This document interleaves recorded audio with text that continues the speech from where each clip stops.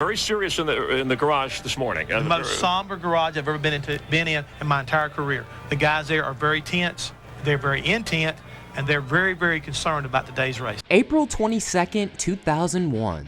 The 9th race of the Winston Cup Series season takes place at Talladega Superspeedway. Unlike the previous spring races, this one had a lot of tension heading into it. In the Busch race the day before, you had the big one, but in the end, Mike McLaughlin was able to score the victory for Joe Gibbs Racing. For the Cup Series, this was going to be the first Superspeedway race since that tragic day on February 18th, 2001. The headline today is Speed and Fear. In the wake of recent tragedies, today they will travel together in frightening packs, racing 3 and 4 wide at over 180 miles an hour. The goal of every team, miss the big one, the wreck with a dozen or more cars. Right now, the drivers and crews are trying to put fear aside, concentrate, and hope to be lucky enough to have a chance to win at the end of the race. But all want this most, that at the end of the day, every driver will walk away. Well, right now you're just real tentative.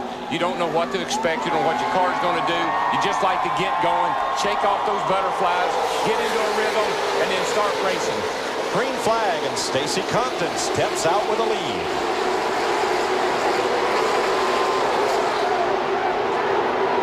A big lead here can be good, but it can be bad. They get a run on you, get out there too far. And you know, it doesn't take very long in a race like this to find out what kind of day you're going to have. Are the drivers going to respect each other? Are they going to give and take? Or is it going to be wild and rowdy right from the get-go? Well, it's at least 3 wide already.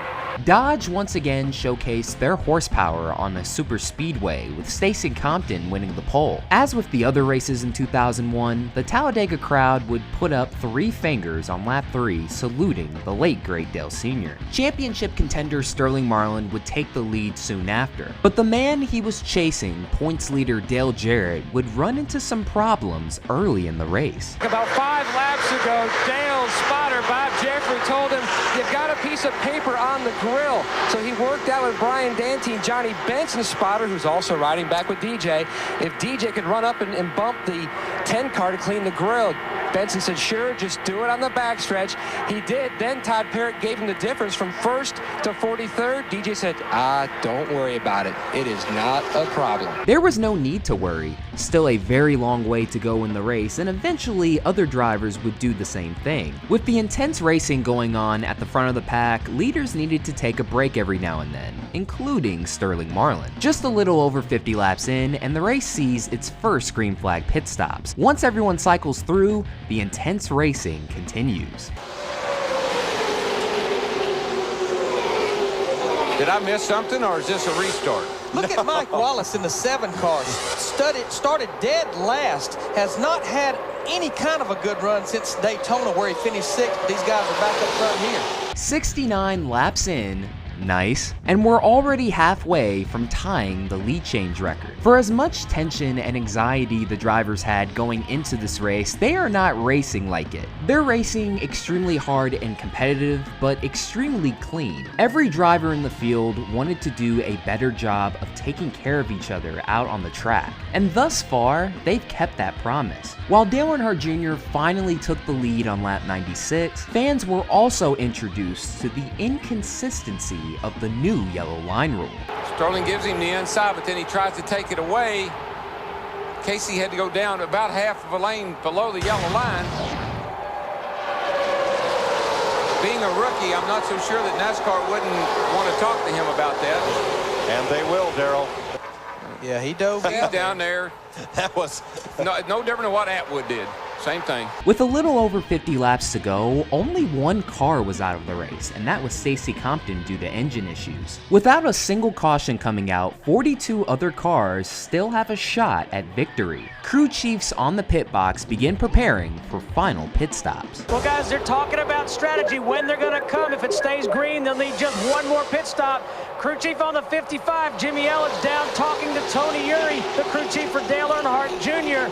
They've made an agreement. They want to come between laps 149 and 152. And in fact, it's a handshake agreement. So it looks like a done deal.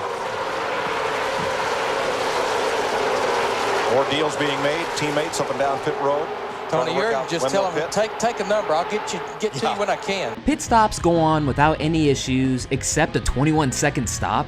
Oh my gosh, NASCAR was way different back in the day. With almost 30 laps to go, they have now tied the track record for lead changes. And once we get into 20 laps to go, it is well past that. In the closing laps, the top three of Stewart, Busch, and Benson hold position, while the rest of the field is trying to sort itself out. Everyone's just getting ready for a crazy 10-lap battle. 2-1 outside. And that courtesy may all go out the window with 10 laps to go. We'll be back for the final 10 laps of the Talladega 500 after this. Can you imagine the reaction on social media if Fox Sports went to a full-screen commercial with 10 laps to go?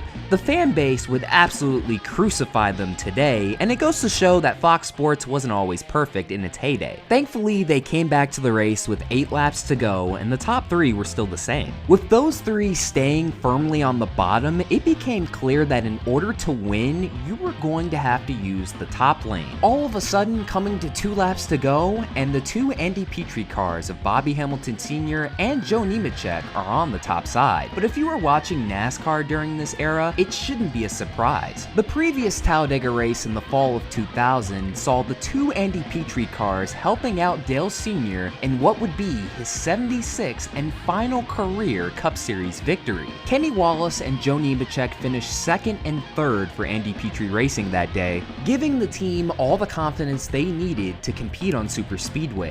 Now fast forward to April of 2001 and the team finds itself in a similar position. Teamwork makes dream work, and in order for one of their cars to win, they would need to work together.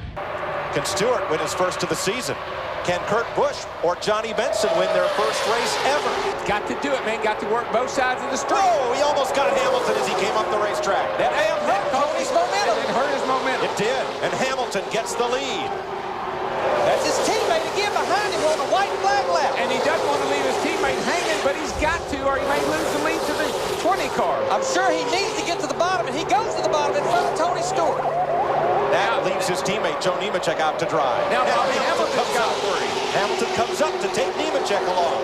Play both sides, Bobby, both sides. Oh, he's got to go to the bottom, Darrell. Protect the bottom. Protect the bottom. When you come off of turn 4, the race is just beginning. Hamilton, Stewart, and then 3 wide behind them. If he'll protect the bottom, I don't believe they can beat him. He goes to the bottom here off turn 4. Nice block. Time to pump it, baby. 5 wide behind him for the last time through.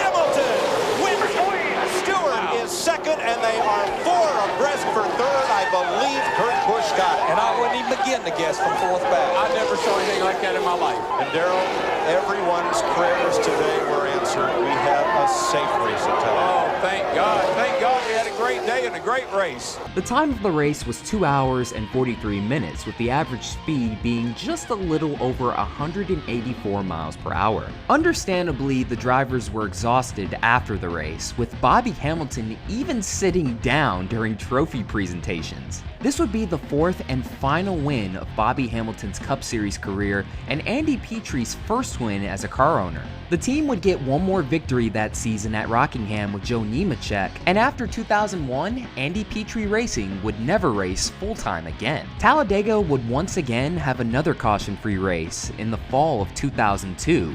Dale Earnhardt Jr. went on to score the victory, but in my opinion, the caution-free race that took place in the spring of 2001 is without a doubt the greatest caution-free race in NASCAR history. Despite the lack of a big crash, there were still a lot of exciting parts in the race for NASCAR fans in the form of lead changes and drivers leading multiple laps. Factor in the aero package they were running on super speedways that year, as well as drivers trying to take extra care of each other, and you have the greatest caution-free race in NASCAR history. And once again, that'll do it for another video. Thank you guys so much for watching. This is Black Flags Matter. Catch you next time.